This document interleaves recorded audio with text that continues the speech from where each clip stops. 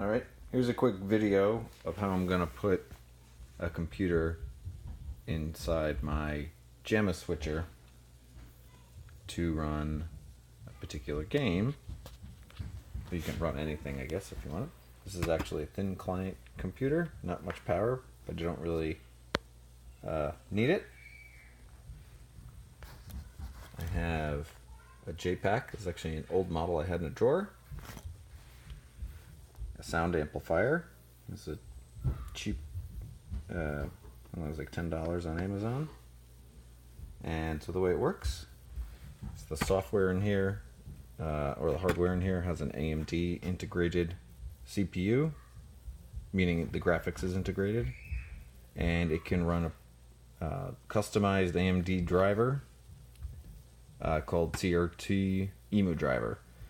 So when you install it, you can set it up to output low resolution or 15 kilohertz out of the VGA port, which goes over here to the JPack. And if you mess it up, the JPack actually has some protection, so you can't run anything that'll damage your monitor. The USB cord is just to send the signals for all the controls. This is your standard Jamma harness edge connector that'll plug in. So that's controls, just come right off of here through the USB cable. Video, just this cable into here. This is going in a Mortal Kombat cabinet actually, so I needed to wire up buttons 4, 5, and 6 for players 1 and 2. So here's my crappy little kick harness that I made. And then for sound, I just have a little headphone going into the headphone jack, going into the amp for the input. It's got volume control, but once you set it, you're not going to really need it. Power for this, I'm actually pulling off of the edge connector, so when the game gets powered up, the 12 volts will power the amplifier. And then, since it's a mono setup, I set the stereo speakers up in bridge mode. I guess I could have just run it off of one channel, but whatever.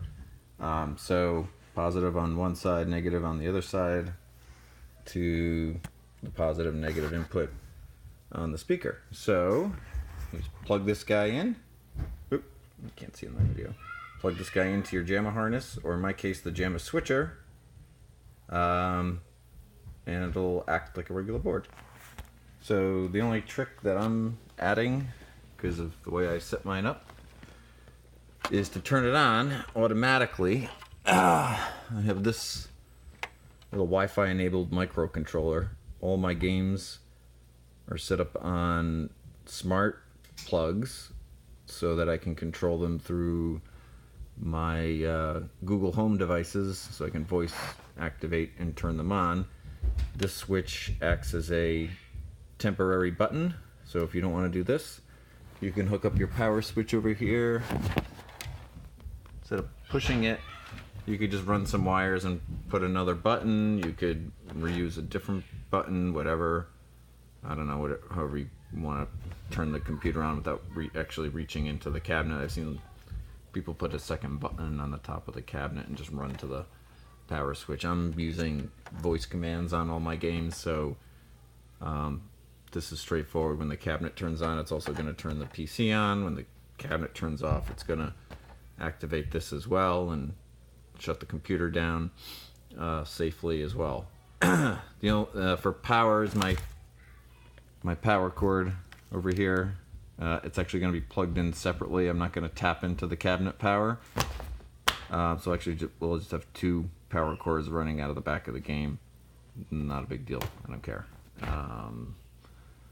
So that's how it's set up. Maybe I'll do another video showing off it working as I plug all this crap in.